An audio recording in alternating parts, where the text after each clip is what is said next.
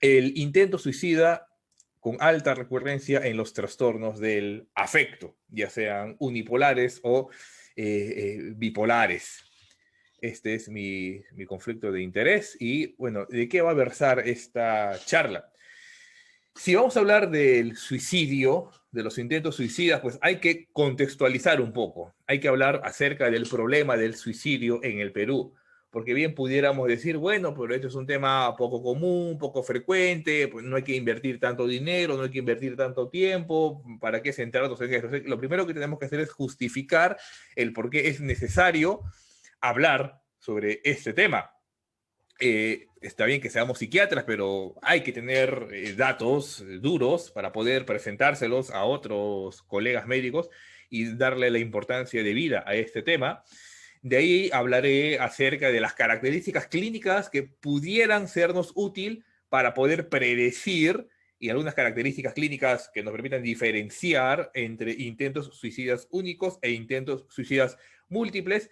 Daré una pequeña aproximación terapéutica y finalizaré con algunas conclusiones. Ahora, respecto al suicidio, pues hay algunos autores que citan bastante a Albert Camus, que en El mito de Sísifo mencionó que no hay más que un problema filosófico verdaderamente serio, y este es el suicidio. Ojo, Camus no habla que el ser humano va a ser pues, inmortal, o no habla de la mortalidad del ser humano, no. Él se pregunta por qué un ser humano decide acabar libremente con su vida. ¿Puede haber alguna justificación filosófica al respecto?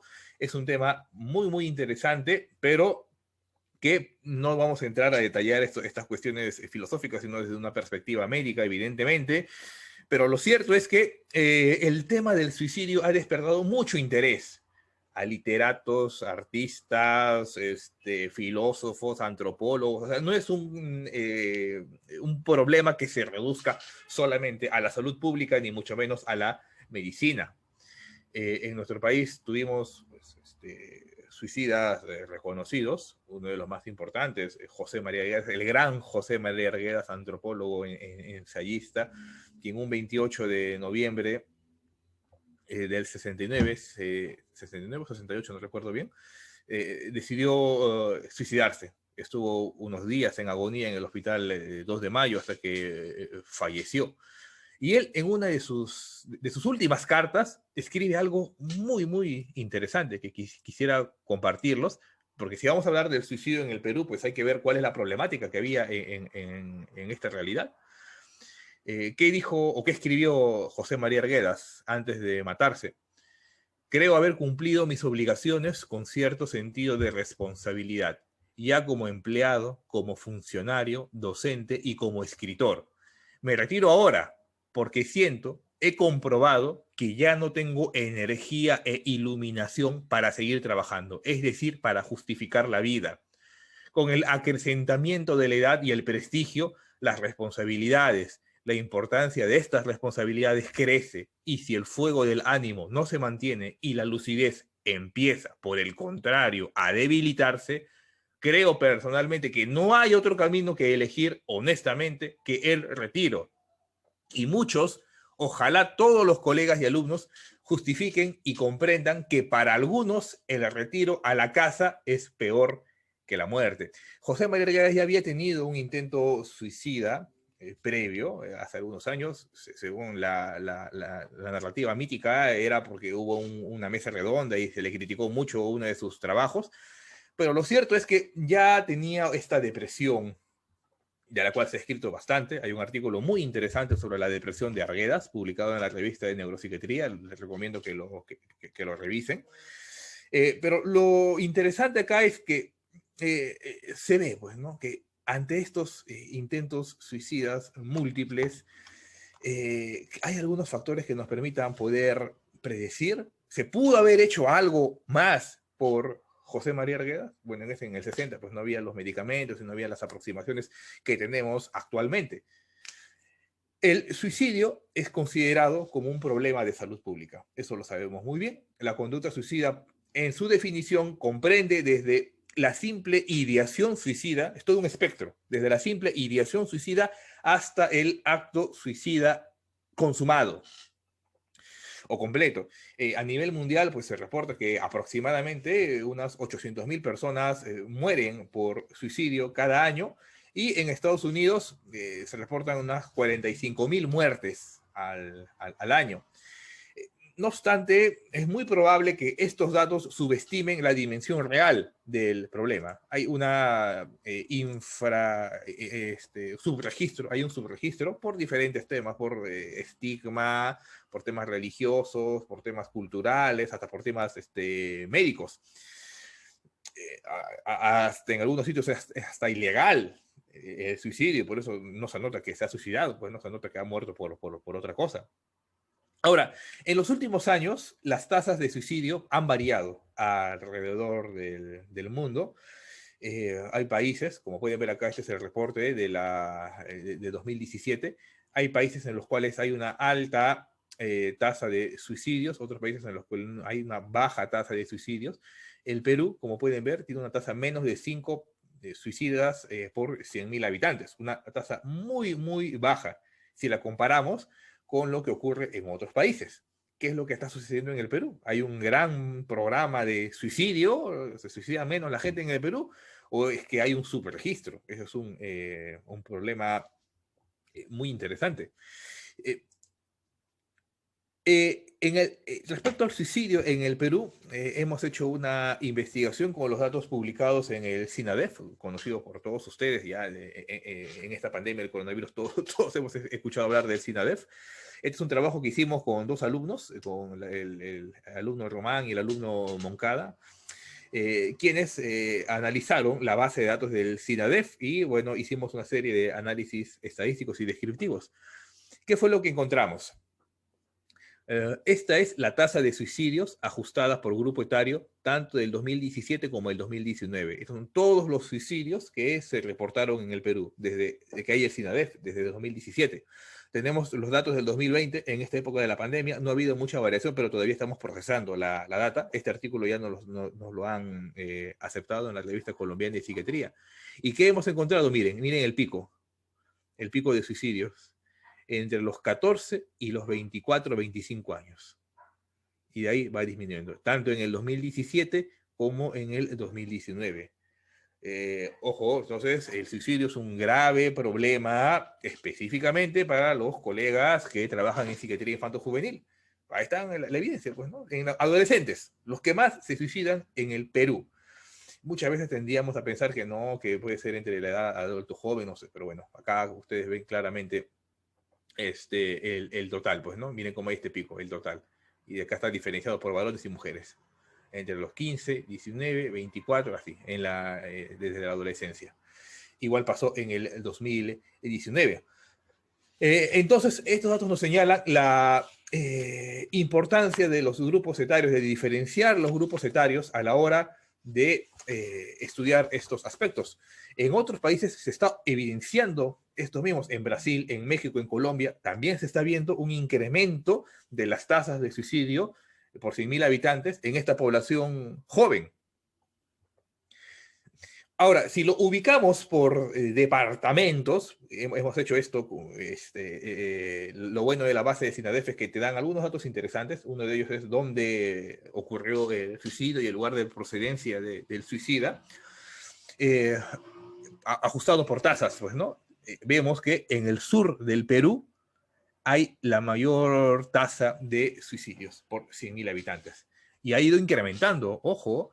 Este es 2017, 2018 y 2019. Como pueden ver, las tasas pasaron los 5 por 100.000 habitantes, 5 suicidas por 100.000 habitantes, en Madre de Dios, Arequipa, Moquegua y Tacna. Y ha ido variando, incrementándose en Cusco, Apurímac y Ayacucho se mantiene igual. En el sur del Perú, entonces, hay este incremento aparente de la tasa de suicidios. ¿Qué es lo que está ocurriendo? Este es un artículo muy interesante publicado por el grupo de Villarreal, recién acaba de salir publicado el año recién pasado, en el cual se ve cuál es la prevalencia de los trastornos depresivos en el Perú es como una base de datos nacional, y cuál es la proporción de casos tratados de depresión. ¿Y qué es lo que han encontrado? Como pueden ver, la proporción y la prevalencia de depresión es mayor en la zona sur del Perú, justamente la zona donde hemos encontrado una mayor tasa de suicidios en nuestro país. Y conjuntamente, justo es en esta zona sur del Perú donde hay la mayor dificultad para que las personas con depresión accedan a los servicios de salud mental. Uno puede sospechar, bueno, si hay una gran cantidad de suicidios, pues debe haber una mayor cantidad de personas que se tratan por la depresión, perdón. Pero esto no ocurre. No ocurre. Hay una mayor prevalencia de depresión en el sur del Perú, pero la atención que se hace a estos pacientes no es equiparable. Hay una gran brecha. La brecha es mayor en el sur del Perú. Entonces, todo eso nos permite hipotetizar, bueno, que son estudios diferentes, pues, ¿no? Y hay que hipotetizar qué es lo que está sucediendo acá, pues, ¿no? ¿Por qué se suicidan más en el sur del Perú? Acá hay una posible explicación. Ya de repente hay muchas otras, pues, ¿no? Evidentemente que se tienen que ensayar e investigar. Entonces, la brecha del tratamiento de la depresión en el Perú es del 85.9%, altísima. O sea, solamente un 14.1% de pacientes con depresión se tratan. Del 100% de pacientes con depresión en el Perú, solamente el 14.1% recibe tratamiento. Esto según cifras del Ministerio de Salud para el 2017, y en este estudio del 2020, que toma datas hasta el 2018, la cifra se mantiene. En otros países, en Chile, por ejemplo, la tasa de brecha es del 78%, o sea, más del 20% sí recibe tratamiento. En Estados Unidos es del 72.4%. O sea, en nuestro país existe todavía esta dificultad, esta gran brecha para tratar la depresión, y que conjuntamente, pues evidentemente, va a hacer que haya o que se siga incrementando estas conductas suicidas, y que, bueno, al final se reporten los suicidios consumados, como es lo que les estamos presentando en esta investigación. Y acá el total de casos reportados desde 2017 hasta 2019 fue de 1.666 pacientes suicidas. Acá están los grupos etarios, como ya les comenté. El género, evidentemente, masculino predominio, 69%, 70, 68%, comparándolo con el género femenino, la proporción 2:1, que se documenta a nivel internacional. El nivel el grado de instrucción, el estado civil, el tipo de seguro, si eran pacientes o personas que tenían seguro social, tenían el seguro del Ministerio de Salud, etcétera, y si se realizó o no se realizó la necropsia. No voy a entrar a detallar cada una de estas variables porque no es el fin de esta ponencia, pero sí el método del suicidio. Eso es muy importante a la hora de hablar cuando comenzamos a revisar acerca de los intentos suicidas múltiples. ¿Qué hemos encontrado en este análisis que hicimos de los datos del CINADEF? Acá solamente les ponemos los datos de 2019. El método más utilizado es el ahorcamiento, 54.5%. Y esto ha cambiado. Hay un estudio anterior al nuestro, de Hernández y colaboradores, en el cual se documenta que el método más utilizado es el del envenenamiento. Y en segundo lugar, el ahorcamiento. Y ellos estaban observando una tendencia desde 2004 hasta 2010, creo que era este artículo, en el cual los intentos suicidas o los suicidios por envenenamiento iban disminuyendo e iban incrementando poco a poco los de ahorcamiento. Hasta que, bueno, ahora, 2019, el 54.5% de estos suicidios fueron hechos por un ahorcamiento. El 4.2% utilizando armas de fuego, el 7.2% órganos sulfurados y el 21% otros tipos de envenenamientos, como raticidas, álcalis, bases, cualquier otro tipo de envenenamiento. Y acá no lo puse, pero lo que queda es de intentos con otros métodos, que son poco comunes, pues, ¿no? Electrocutación, lanzarse del puente o accidentes automovilísticos. Cuando separamos estas características de los suicidas en el género femenino y el género masculino, encontramos algo interesante, que, como pueden darse cuenta, el método preferido, o bueno, el 48% de los suicidios en las mujeres fue con el ahorcamiento, mientras que el envenenamiento fue del 38.75%. Esta es diferente, el método de suicidio es diferente. En los varones, La mayoría fue por ahorcamiento y hay una cifra importante de utilización de armas de fuego. En 3 años, solo 3 mujeres se suicidaron utilizando armas de fuego, pero comparándolo con 53 varones, que entonces esto es lo que se reporta en la literatura, que los varones se tienden a suicidar con métodos más violentos. Y el envenenamiento representó solamente el 22% en los varones. Estas diferencias fueron estadísticamente significativas. Entonces, los resultados de este estudio, que nos permiten conocer la realidad del problema del suicidio en nuestro país, nos permiten hacer algunas recomendaciones básicas. Pues, ¿no? Primero, la necesidad de crear programas específicos para la prevención y vigilancia de estas poblaciones. Específicamente, si queremos centrarnos en un sitio en el cual se está incrementando cada vez más esta tasa de suicidio, tiene que ser en el sur del Perú. Tiene que mejorarse la base de datos, tiene que haber una necropsia psicológica de cada uno de estos casos, porque no se sabe si fue por depresión, fue por psicosis, fue por esquizofrenia, alcoholismo, no se sabe. No existen esos datos en la base de datos del SINADEF. Tiene que mejorarse esta base de datos. Y evidentemente, mejorar el acceso a los sistemas de salud mental justamente en estas zonas. Ustedes saben que el Perú pues, es un país limacéntrico, pues, ¿no? Ya las elecciones nos están dando esta lección, pues, ¿no?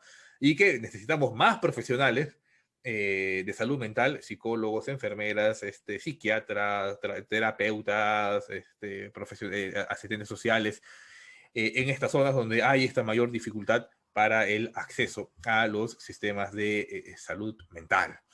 Ahora, dicho esto, ya conociendo la importancia de los intentos del suicidio, que es un problema de salud pública que está incrementándose en nuestro país, las cifras así lo documentan, o sea, no es que yo sea un alarmista que venga acá a alterar el gallinero, no, es que en verdad está incrementándose.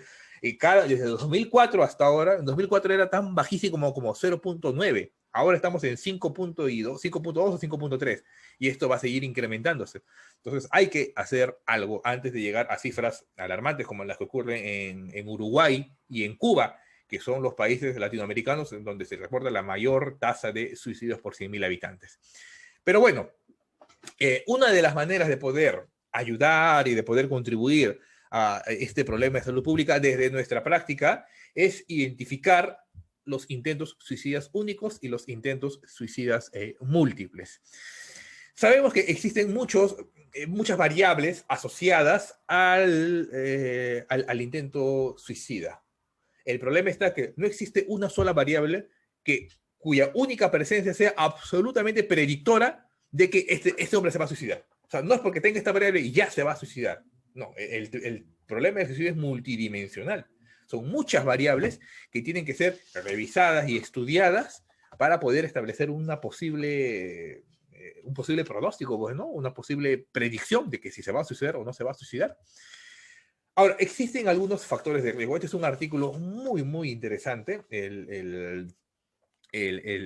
Científicamente hablando, metodológicamente, el más adecuado, creo yo, realizado por Tondo, publicado en el JAT, recién, hace poco, en agosto o en junio del año recién pasado, en el cual tomaron un grupo de pacientes, un estudio multicéntrico de varios países, más de 8.000 pacientes, de los cuales, acá está la distribución, 6.000 pacientes, 6.267 pacientes no tuvieron ningún intento suicida, o sea, pacientes con trastorno depresivo, sin ningún tipo de intento suicida, pacientes con un intento suicida, 1.123, y pacientes con múltiples intentos suicidas, operativamente definido como 2 o más intentos suicidas, 1.106 pacientes. Se hizo un análisis para calcular los factores de riesgo asociados a la presencia de estos intentos suicidas múltiples. ¿Y qué fue lo que se encontró? Una serie de posibles factores que están asociados a un mayor riesgo de tener intentos suicidas múltiples. En el análisis bivariado, ¿qué se encontró? El sexo femenino, 1.25 veces más riesgo de tener intentos suicidas múltiples. Un probable trastorno afectivo bipolar, ¿ya? Está ahí, pero más importante, un diagnóstico confirmado de un trastorno límite de la personalidad o trastorno borderline de la personalidad. De esto vamos a hablar en nuestro cuarto seminario, la bipolaridad y los trastornos de la personalidad, seguido del abuso de sustancias, 1.64 veces más el riesgo, el ánimo irritable, 1.22, la agitación psicomotriz, 1.20, el viraje con el antidepresivo. O sea, tú le das el antidepresivo y hace un viraje hacia la hipomanía o la manía, un factor de riesgo para intentos suicidas múltiples, y la resistencia al antidepresivo, o sea, una depresión resistente al tratamiento, de lo cual hemos hablado in extenso en el mes pasado. De todas estas variables, entonces, ¿qué podemos decir? A través del análisis bivariado, la variable más importante asociada con estos intentos suicidas múltiples es la presencia del trastorno límite de la personalidad. Pero evidentemente, si queremos hacer un análisis estadístico más fino, tenemos que hacer un análisis multivariado y ver qué variables de todas estas pasan los diferentes modelos. ¿Y qué fue lo que se encontró? Primero, los pacientes que tienen riesgos, intentos suicidas múltiples o intentos suicidas a repetición, como pueden ver, tienen muchos más factores de riesgo comparándola con los que tienen un solo intento suicida o con los que no han tenido nunca un intento suicida. Y esto es muy interesante, porque si es un paciente que nunca ha tenido un intento suicida, pues esperaríamos que no tenga ningún factor de riesgo para el suicidio, pero no, miren, es una cifra importante. Hay una prevalencia importante. Entonces, es que esto es lo intrigante del tema del suicidio. Pues hay estudios que documentan que pues, hay pacientes que se han suicidado y que no tenían ni un solo factor de riesgo documentado. Hay otros que tenían bastantes factores de riesgo, pero nunca intentaron o ni siquiera se les cruzó por la mente el querer acabar con sus vidas. La información a ese respecto, la información epidemiológica todavía es un poco contradictoria, pues hay que ir con cuidado, no hay que ver solamente un solo factor, hay que estudiar varios factores. Ahora, haciendo el análisis multivariado que les comenté, ¿cuáles son las variables más importantes que nos permitirían identificar un posible paciente con intentos suicidas múltiples? El más importante sigue siendo las características límites de la personalidad, seguido del abuso de sustancias, el viraje con el uso de antidepresivos, el ser mujer y una resistencia al tratamiento antidepresivo. ¿Qué características tenía la paciente que describimos en este caso? La principal, características de un trastorno límite de la personalidad, el sexo femenino, y que además mostraba una resistencia, digamos, una pseudo resistencia al tratamiento antidepresivo, porque nunca había recibido un tratamiento antidepresivo a dosis plena en el tiempo adecuado. Pero bueno, digamos que tiene características límites de la personalidad, el sexo femenino y una pseudo resistencia. Bueno, ya todas estas características pues, nos permiten saber que esta paciente, pues, si es que estuviera solamente su primer intento suicida, ya es muy probable que tenga múltiples intentos suicidas. Entonces, esto es muy importante. Cuando nos llegue un primer intento suicida, el psiquiatra tiene que tener la suficiente capacidad para poder buscar estos posibles factores de riesgo. Perdón, bueno, se me ha cerrado esto.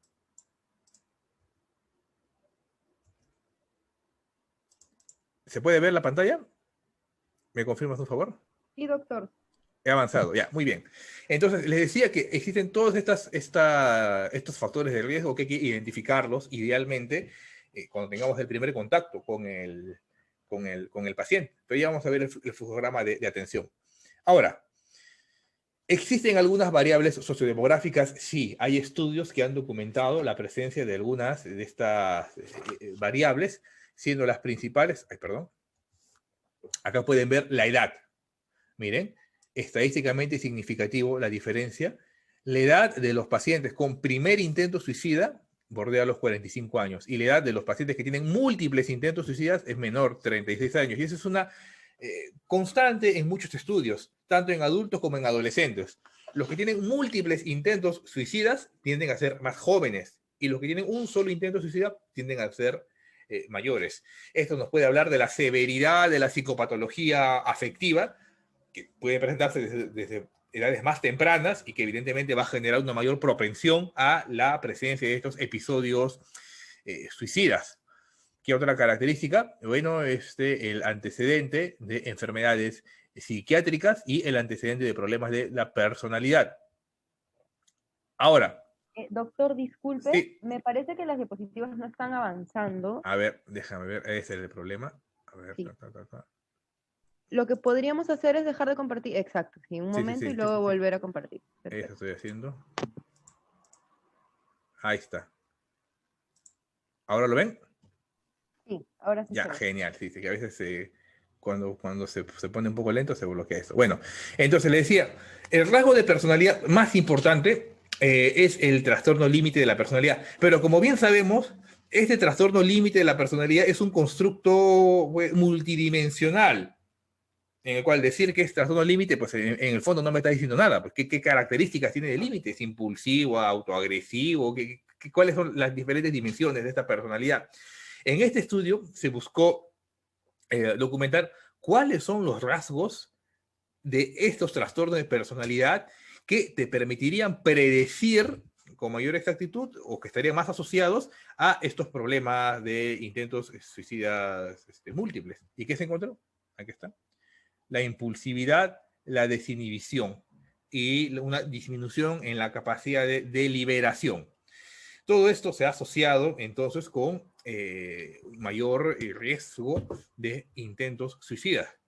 Ya, pero si queremos penetrar un poco más en este concepto, veremos que la impulsividad también puede ser estudiada más detalladamente. Este es un estudio que se hizo en personal militar, en el cual vieron qué características de la impulsividad te predecirían mayores intentos suicidas o intentos suicidas a repetición. ¿Y qué fue lo que se encontró? Hay diferentes tipos de impulsividad. Déjenme poner acá el puntero. Impulsividad en la atención, en la no planificación, en el motor y de los impulsos. ¿Y qué fue lo que se encontró? Que la impulsividad motora es la que se asocia más a estos intentos suicidas múltiples. Entonces, no es simplemente, o no basta con decir que este es un paciente con un trastorno límite de la personalidad y ya, pues no, hay que estudiar a fondo. Es un paciente borderline que tiene características de inestabilidad o de impulsividad. Aparentemente la impulsividad es la que se asocia más a estas conductas suicidas en contraposición que con la inestabilidad afectiva. Entonces, si tú eres impulsivo y específicamente tienes un tipo de impulsividad motora, esto es lo que te permitiría predecir la aparición de estos futuros episodios suicidas, de intentos suicidas. Ahora, este es un estudio muy, muy interesante. Les recomiendo que lo revisen con cuidado, que lo lean. Es la caracterización de los primeros intentos suicidas en un grupo de adolescentes. ¿Qué se hizo en este estudio? Hubo un grupo de 90 y pico adolescentes, 95 adolescentes. Uno de ellos tenía solamente un intento suicida y otro grupo tenía intentos suicidas múltiples. ¿Qué fue lo que se les preguntó? Recordar cuál fue o cuáles fueron las características de su primer intento suicida. ¿Y qué fue lo que se encontró? Como pueden darse cuenta, el primer intento suicida en los pacientes que tienen intentos suicidas múltiples, la edad es menor comparándola con las que tienen un solo intento suicida. Algo que pasaba en adultos también se documenta en la población adolescente. O sea, los adolescentes tienden a suicidarse, los que tienen intentos suicidas múltiples tienden a hacerlo a edades más tempranas. La letalidad tiende a ser menor en los intentos suicidas múltiples comparándolas con los intentos suicidas únicos. Y bueno, en este artículo se ensaya una explicación que como están recién iniciándose en estos intentos suicidas, generalmente usan métodos no letales para poder seguir haciendo esta conducta y seguir repitiendo esta conducta suicida. Esto es interesante, miren. Después del primer intento suicida, un 76% de los adolescentes con intentos suicidas múltiples no recibió un tratamiento psiquiátrico adecuado y especializado. Mientras que los que se intentaron suicidar por única vez, por una sola vez, solamente el 37% no recibió tratamiento psiquiátrico. Esto es muy importante, porque es algo que nosotros sí podemos controlar.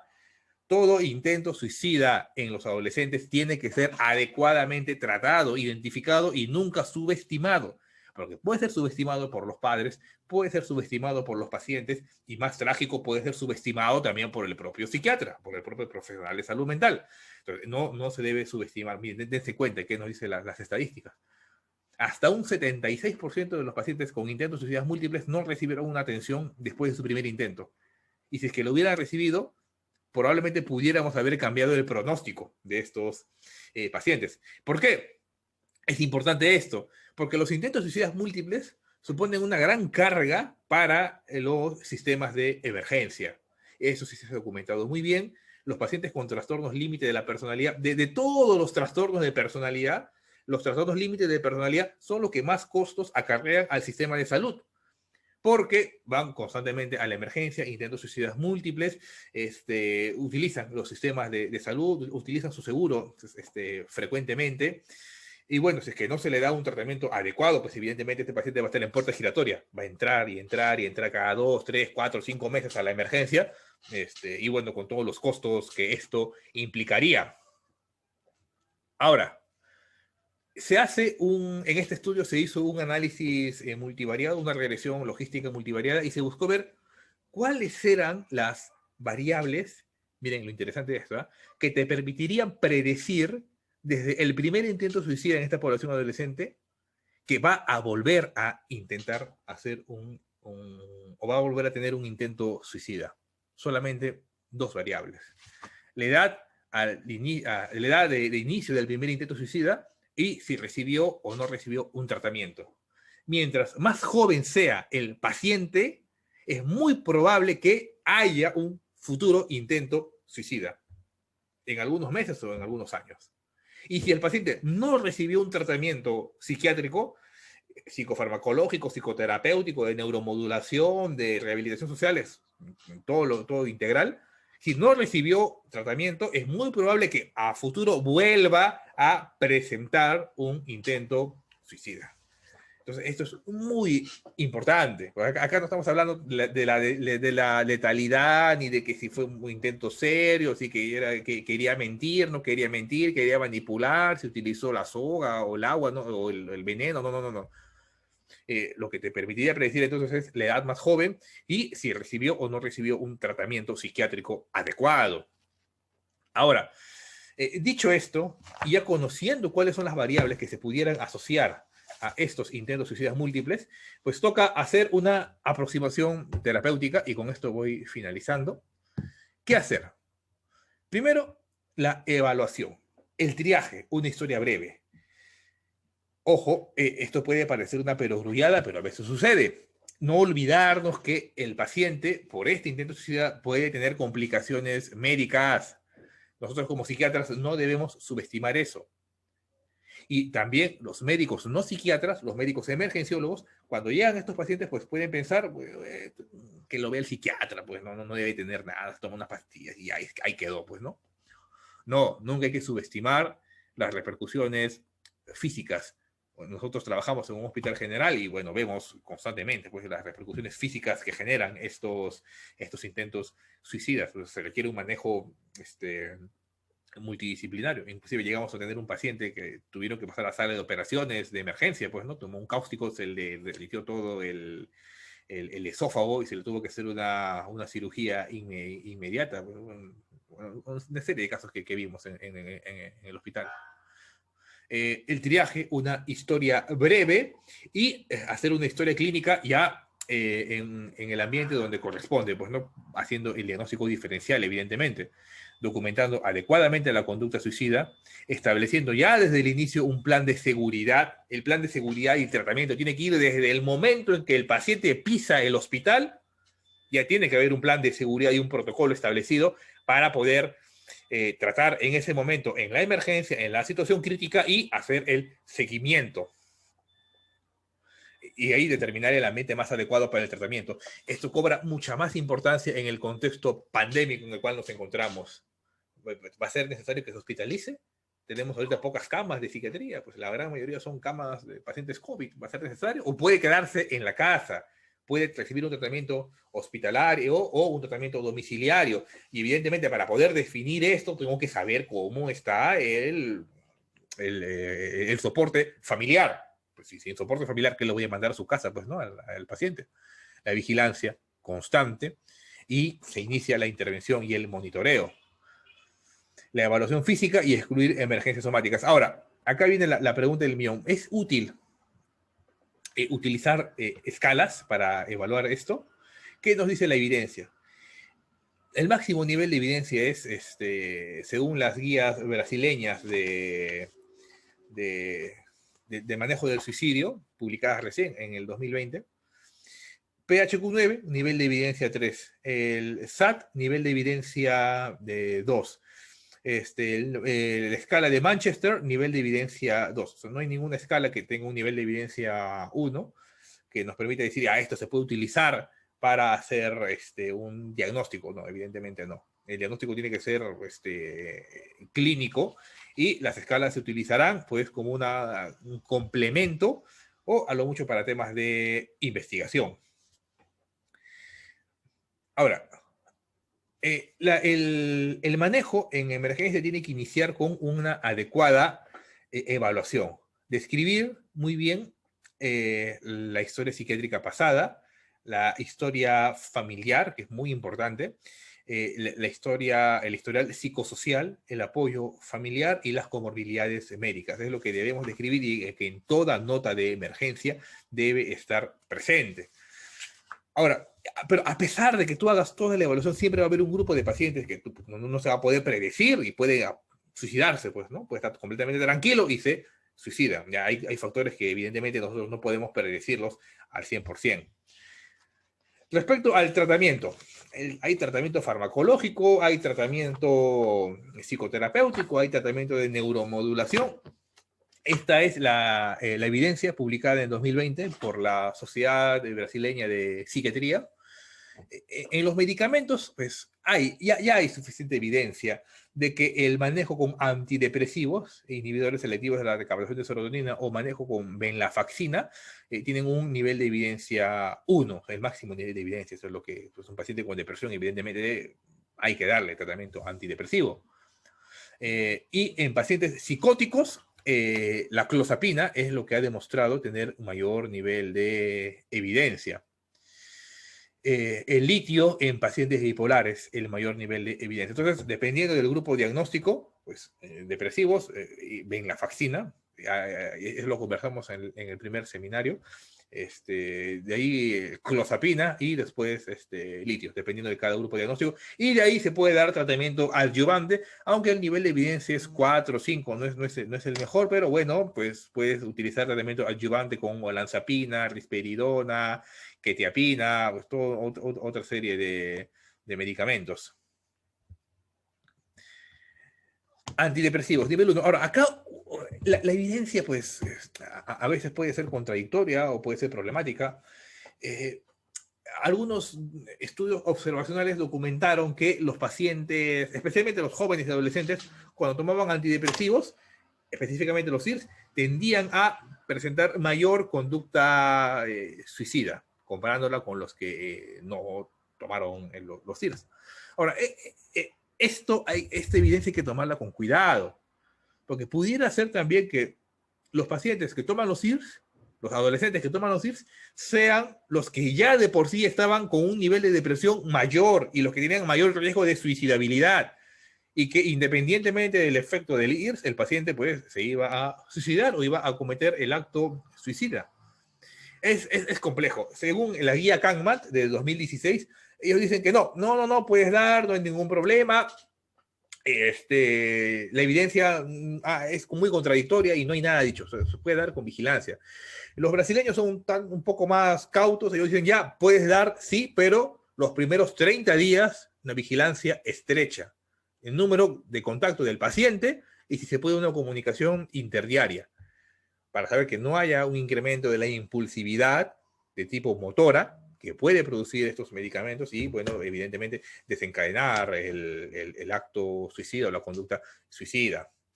Pero bueno, sea como fuese, la evidencia sí nos ha demostrado que la fluoxetina y la venlafaxina son los medicamentos que disminuyen las conductas suicidas a largo plazo, tanto en pacientes adultos como en pacientes geriátricos, mientras que en adolescentes, como bien sabemos, el medicamento aprobado por FDA es la sertralina. La guía Kahneman de 2016, entonces, como les comenté, no establece un riesgo de incremento del suicidio asociado a la utilización de antidepresivos, es lo que dice la guía canadiense. Pero la guía brasileña pues, recomienda una vigilancia cercana a los primeros 30 días, especialmente en adolescentes. Bueno, evidentemente va a depender de cada uno qué guía seguir. Lo recomendable es, bueno, personalmente considero hacer un seguimiento estrecho del paciente los primeros días. Y si puedes evitar utilizar un IRS y ensayar con un dual, pues sería lo mejor, porque los reportes con duales ahí sí no está todo dicho.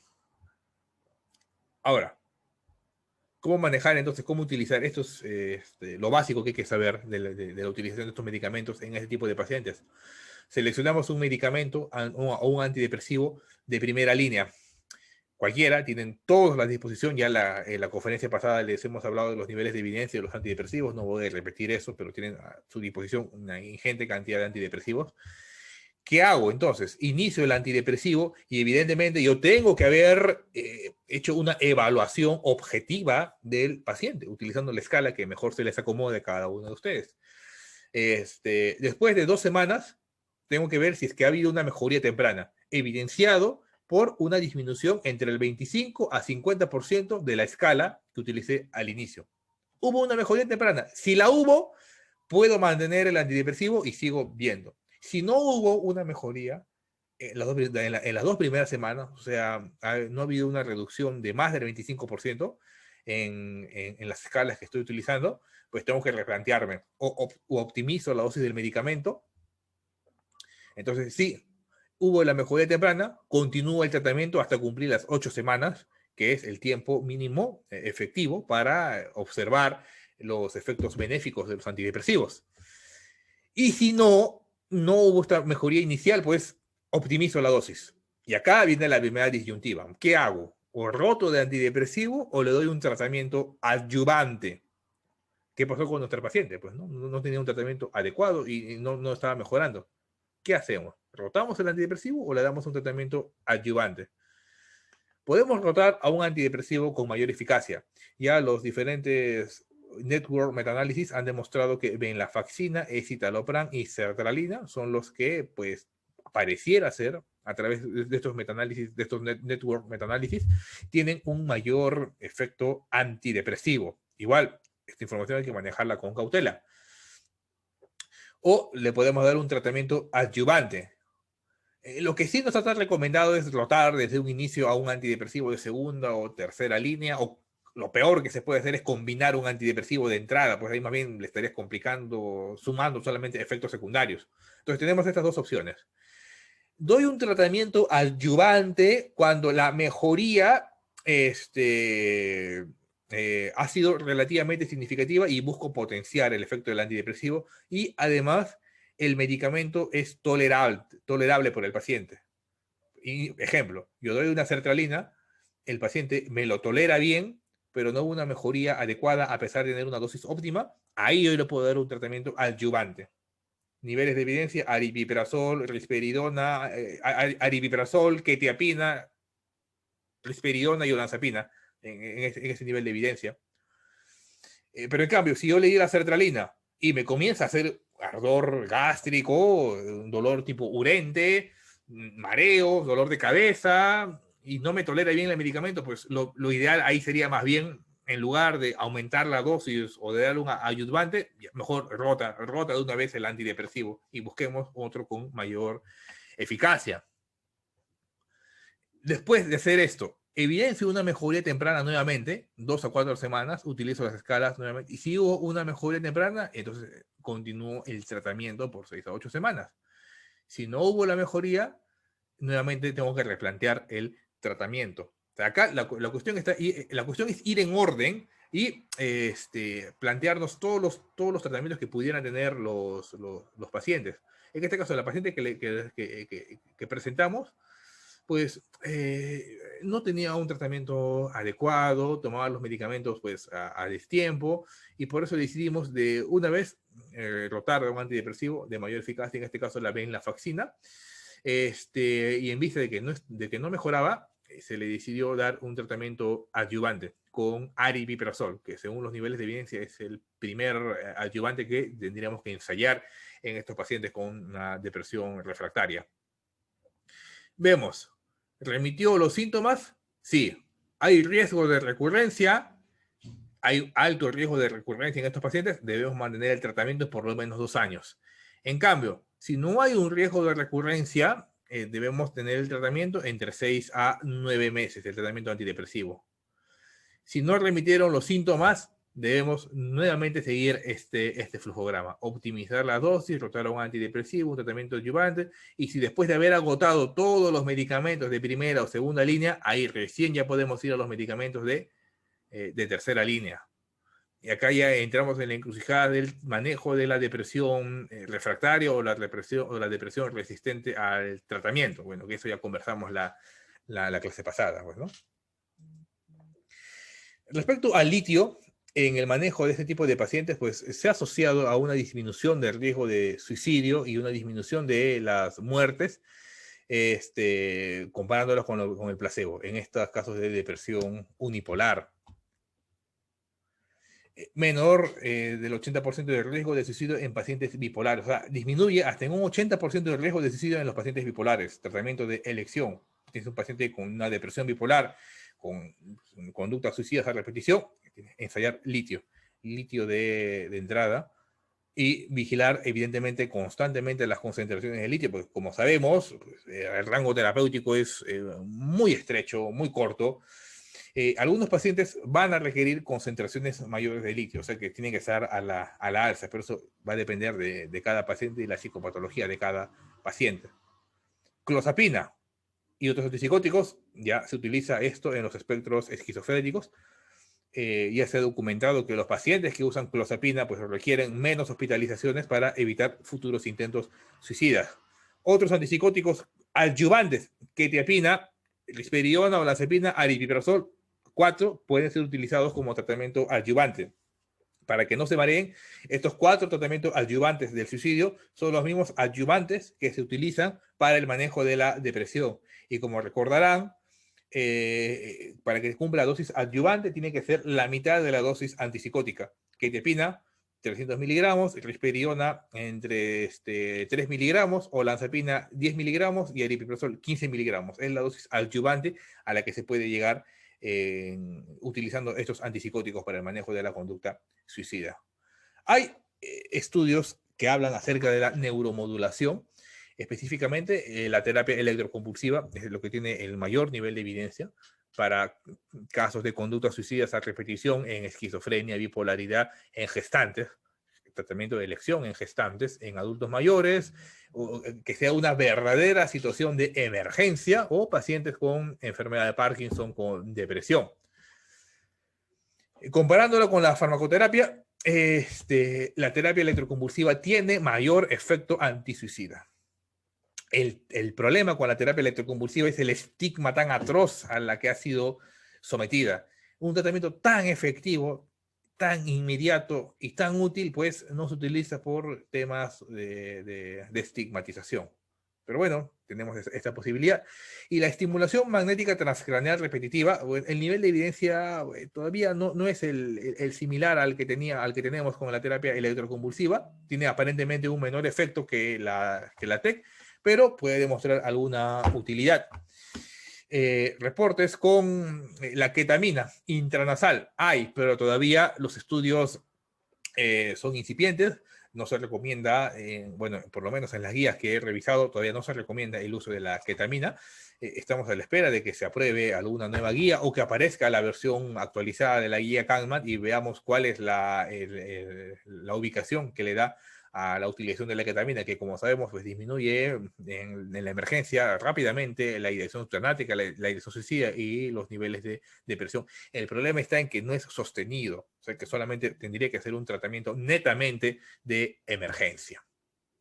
La psicoterapia, distintas modalidades psicoterapéuticas, desde la intervención breve, intervención psicodinámica, la cognitivo-conductual, la dialéctica conductual, la interpersonal, la mentalización y diferentes aproximaciones psicodinámicas. Niveles de evidencia sí que las hay.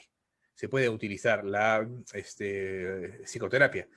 Ya muchos estudios han documentado que hablar del intento de suicidio pues, no incrementa en nada el riesgo de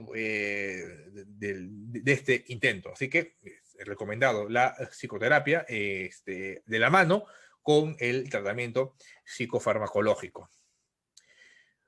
Muy bien, para finalizar, ¿qué es lo que quise transmitirles en esta presentación, colegas? Primero, que en los últimos años hemos visto, y está documentado, un incremento del número de suicidios en el Perú y las tasas de estos por departamentos, específicamente en el sur del Perú, siendo el mayor número de casos reportados en el género masculino. Algunas variables han sido reportadas como asociadas a intentos suicidas múltiples, ya les comenté, y es lo que debemos buscar: trastornos límite de la personalidad, específicamente la impulsividad de tipo motor, el viraje con la utilización de antidepresivos, hasta la hipomanía, que le da estas características de bipolaridad, el abuso de sustancias, alcohol específicamente, sexo femenino y la resistencia al antidepresivo, o sea, una depresión resistente o refractaria al tratamiento. Una evaluación enfocada puede ser más efectiva y ahorrar tiempos y costos. O sea, ¿qué significa esto? Que sabiendo cuáles son las variables asociadas a estos mayores intentos suicidas, pues entonces debemos buscar activamente estas variables en nuestras historias clínicas, en la emergencia. Se han reportado los diferentes niveles de evidencia, y ya los hemos documentado, los hemos descrito, para las diferentes intervenciones psicosociales y psicofarmacológicas y también las de neuromodulación. Por lo tanto, debe existir un adecuado... No hemos hablado del programa de seguimiento, porque eso ya es para otra charla, porque estamos hablando del manejo de emergencia, pero debe existir un adecuado programa de seguimiento en cada centro de atención. Ahora, la evidencia ahí también es un poco contradictoria, ¿eh? Rápidamente les comento. Hay algunos estudios que documentan que pues, hacer un seguimiento cercano a estos pacientes, pues al final se va a suicidar y se suicidó. Por más seguimiento que tú lo hagas y por más que vayas todos los días, al final se mata y se mató, pues, ¿no? En cambio, otros estudios documentan que sí puede ser útil hacer este seguimiento. La información todavía, como insisto, es contradictoria al respecto. Se tendría que generar data a nivel nacional, cómo es que se trabaja en los centros de salud mental comunitario, cómo es que se les hace el seguimiento, tanto objetivo con los instrumentos de evaluación como subjetivo, la mejoría que vaya documentando el paciente.